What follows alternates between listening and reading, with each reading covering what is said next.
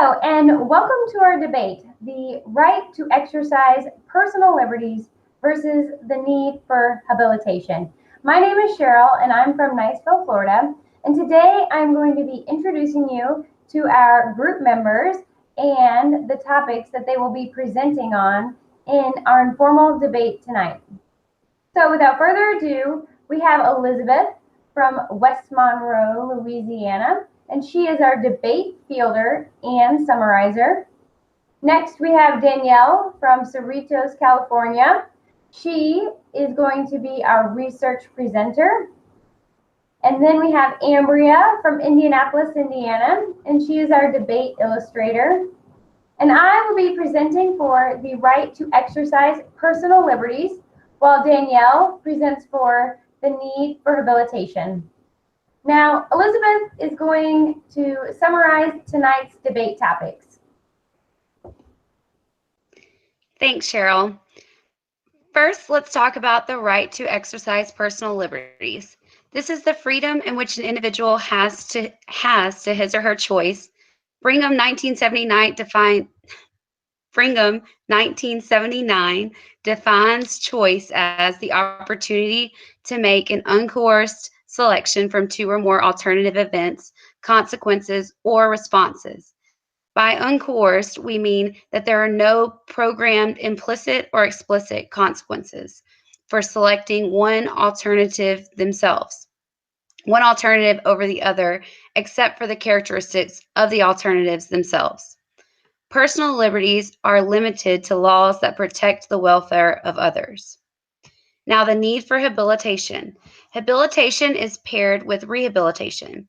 It is the process in which an individual acquires or recovers a skill.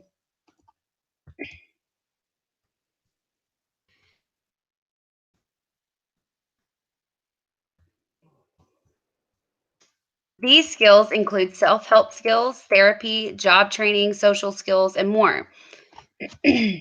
Habilitation is based off of the need to allow persons with disabilities to have the opportunity to become assimilated in a typically developing culture. The argument positions will be first with the right to exercise personal liberties. In this informal debate, Cheryl will be arguing for the right to exercise personal liberties. She will be addressing why personal liberties evoke quality of life through independence and allowing for individualized choice opportunities. The need for habilitation. In this informal debate, Danielle will be arguing for the need for habilitation. She will be presenting individuals' rights to acquire new skills, as well as the importance in which it affects the individual's quality of life.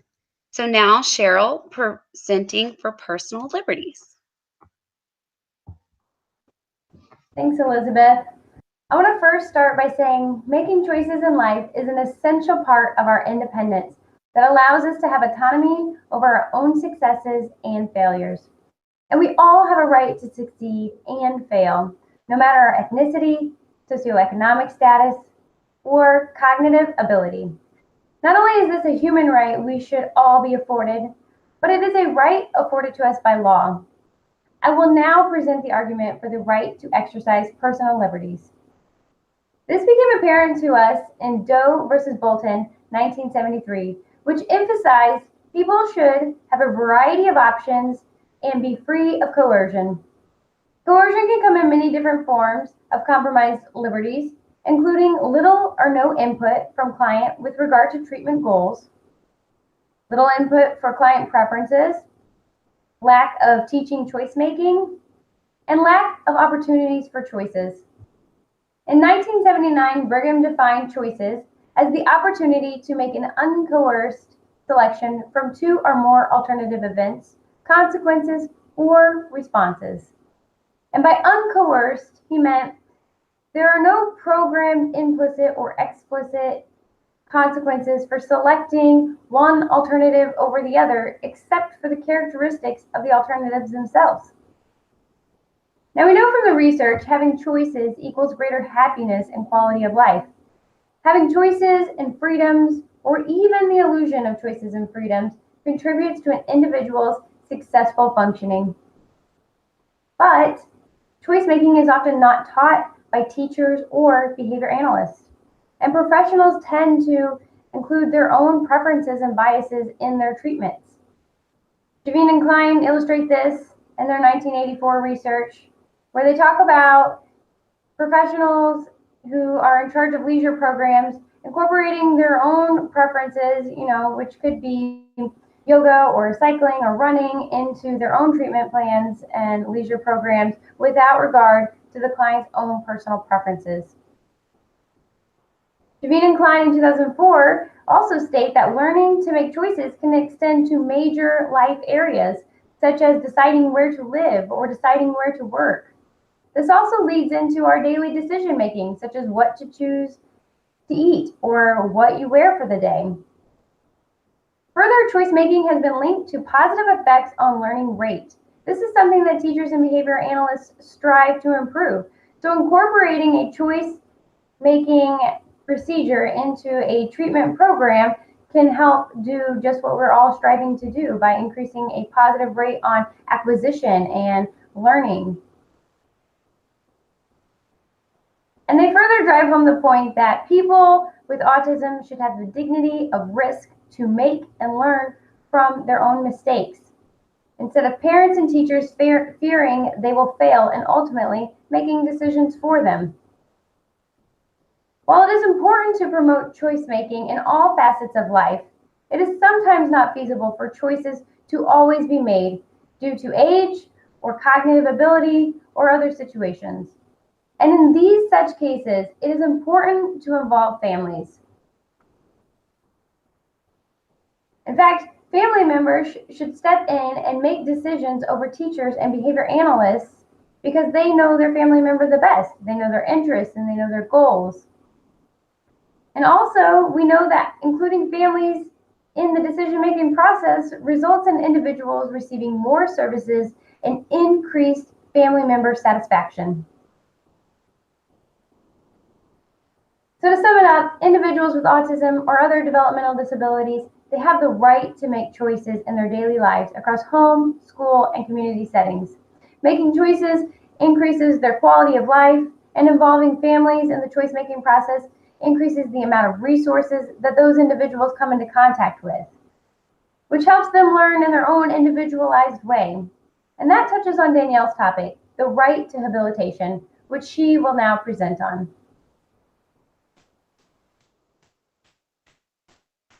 Thank you, Cheryl.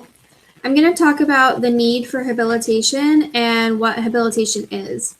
So habilitation involves helping individuals acquire skills needed to keep, learn, or improve their functioning for daily living and living an independent life.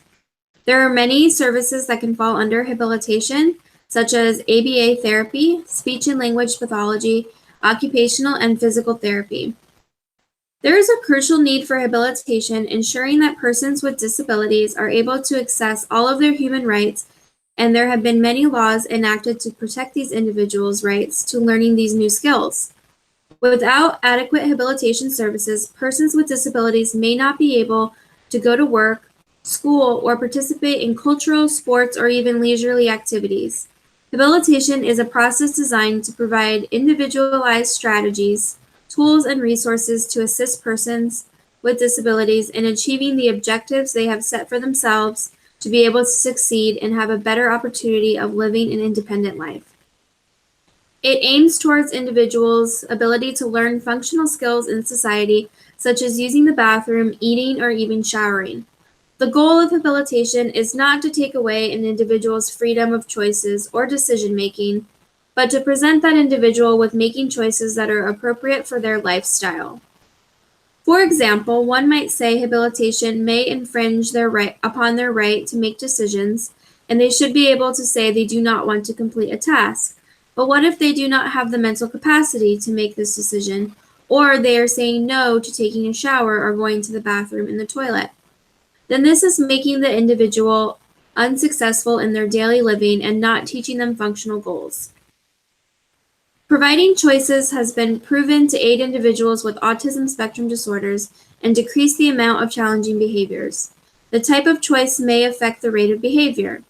Individuals with autism may be able to choose a simple choice, such as their food over a toy if they are hungry, but a more complex decision may put unwanted pressure on the individual, causing them to present with challenging behaviors. Habilitation is needed for the success of individuals with autism seeking employment as well as learning skills needed to obtain and keep a job. I will now present the research on the side for the need for habilitation. Due to a lack of functional skills acquired by individuals with disabilities, there have been several laws passed in an effort to support and provide basic living skills as well as communication for individuals with disabilities, which guarantees their right to habilitation. Some of these laws include the 1975 Wyatt versus Stickney case that established baseline care and treatment requirements for the institutionalized developmentally disabled. The Developmental Disabilities Assistance and Bill of Rights Act of 2000 empowers individuals with developmental disabilities and their families to help shape policies that impact them and provide financial help to those families. The Rehabilitation Act of 1973 prohibits discrimination on the basis of a disability in these programs conducted by federal agencies. In these programs, receiving federal financial assistance in federal employment and in the employment practices of federal contractors. The Individuals with Disabilities Education Act is a piece of American legislation that ensures students with disabilities rights to be provided with a free, appropriate public education that is tailored to their individual needs. Although these may only be some of the laws that have been designed to promote functional living for individuals, they have also a mandated minimum standards, which include a safe and humane physical environment, individualized habilitation plans, qualified staff to implement these interventions. The following rights also fall under effective behavioral treatment. An individual has a right to a therapeutic environment. An individual has right to services whose overriding goal is personal welfare. A right to treatment by a competent behavior analyst. Right to programs that teach functional skills. Rights to behavioral assessment and ongoing evaluation. And finally, a right to the most effective treatment possible. Many individuals do not have certain skills in their repertoire to have the necessary decision-making skills, which may lead them to engage in the problem behavior more frequently. Professionals want individuals to make their own decisions and do not want to take away the right, but the skill of making affluent decisions may not be present for everyone.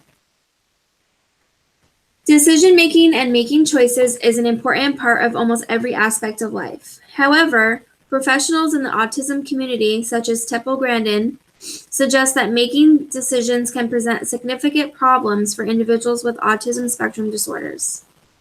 A recent study published in the Journal of Autism by Luke and Watson sought to extend this importance of research by comparing the real-life decision-making experiences of adults with ASD and of those without ASD.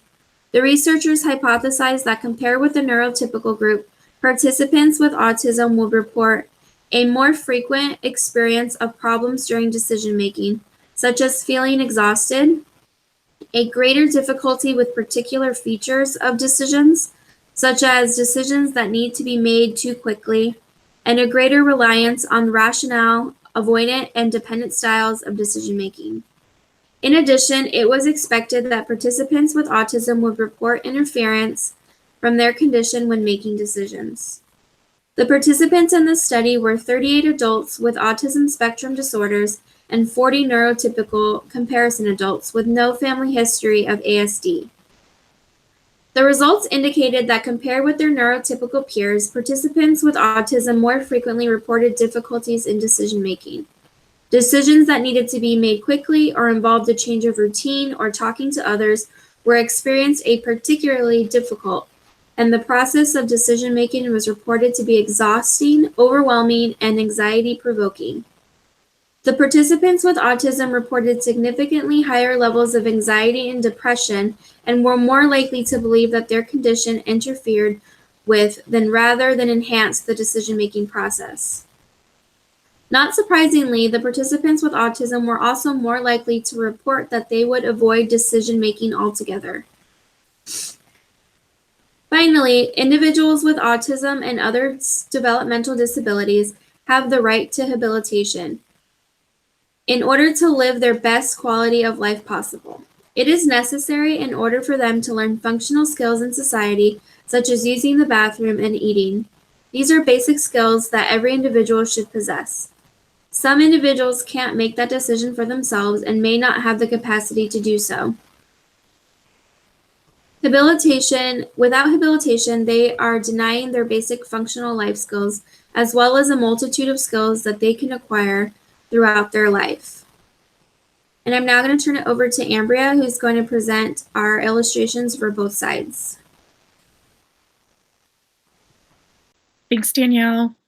So I have 3 points that I'm going to illustrate for you. The first point touches on both the right for personal liberty and the need for habilitation. So there was a study done by Neely Barnes, and what they found was that respondents who made more choices and who lived in smaller or more individualized living arrangements experienced a greater quality of life.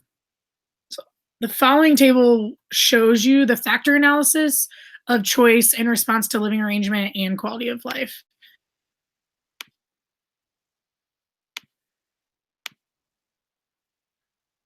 So as you can see, okay. So in this table, you'll see on the left side, there's 3 different categories. There's choice, living arrangement, and quality of life. And then on the right side, you'll see the 2-factor model and then the 3-factor model. So in the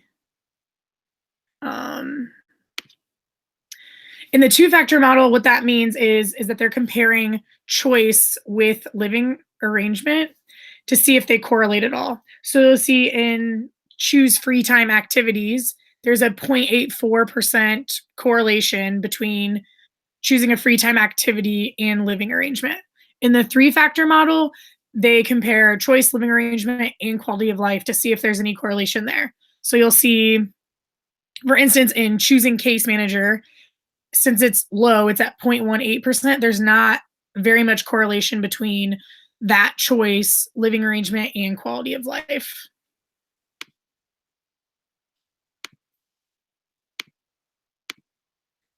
The next point goes through, just talks about the 1973 Rehabilitation Act.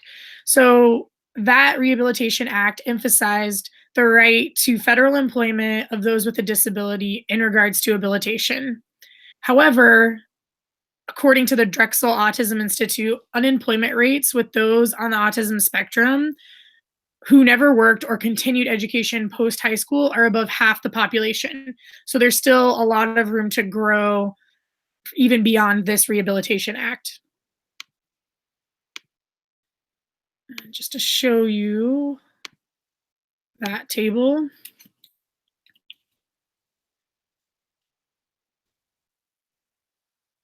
You'll see here, this is the Drexel Autism Institute's graph, and it shows a percentage of young adults with autism who never worked or continued education after graduating from high school. So you'll see 66% of young adults with autism did not continue in education or have a job for 0 to 2 years after. And then it just kind of goes from there.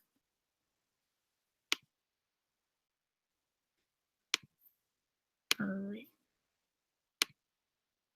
And then the last point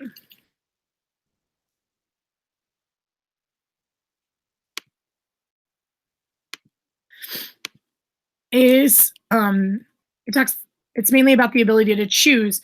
So in Cannella's research, and I'll show you their data, they saw that choice has a significant effect on behavior as well. And this is something that we touched a lot on in our conversation, in our debate.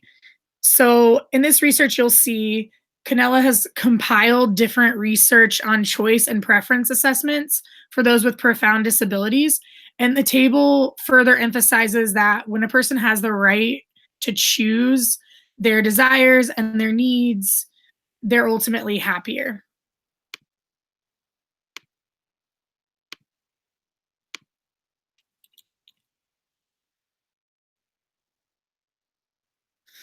So you'll see it says table 1 at the top. There's 3 different categories. So there's the building choice opportunities into daily context category, effects of choice making category, and then assessing preferences. And then if you look at the very far right, the findings are almost always positive in every research that has been done regarding those types of choices.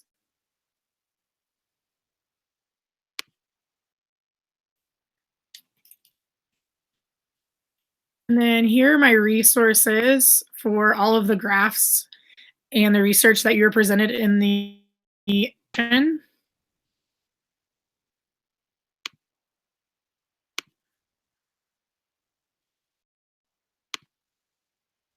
And now it is Elizabeth's going to talk to you guys about question and answers. Thanks, Ambria. I'm just going to present 2 questions. First, we're going to start off with, do the BACB Code of Ethics support personal liberties? And the answer to this is yes. I'm going to talk about 2 codes that support our answer on this. First is 2.05. It's rights and prerogatives of clients. It says the rights of the clients are paramount, and behavior analysts support clients' legal rights and prerogatives. Second, 9.03, informed consent. Behavior analysis inform participants or their guardian or surrogate in understandable language about the nature of the research, that they are free to participate, to decline to participate, or to withdraw from the research at any time without penalty. This is just explaining that they do have the right to choose. They have the right to say yes, and they have the right to decline. And we're responsible for them to understand exactly what we are presenting to them. My second question is on habilitation. It says, how can bills passed to help and support habilitation be misrepresented and a detriment to the process of increasing individuals' rights? Specific treaties and bills aimed at circumstantial and largely political reasons distract those with disabilities as a whole from getting significant rights. The language of bills, political treaties lack the ability to adapt holistically to all those with disabilities. So the linguistics of the bills that are passed for habilitation can sometimes be miscued and translated differently when it comes to implementation. These are our 2 questions and answers that we've presented, and this is the conclusion of our presentation. So thank you for joining us on the personal liberties and habilitation.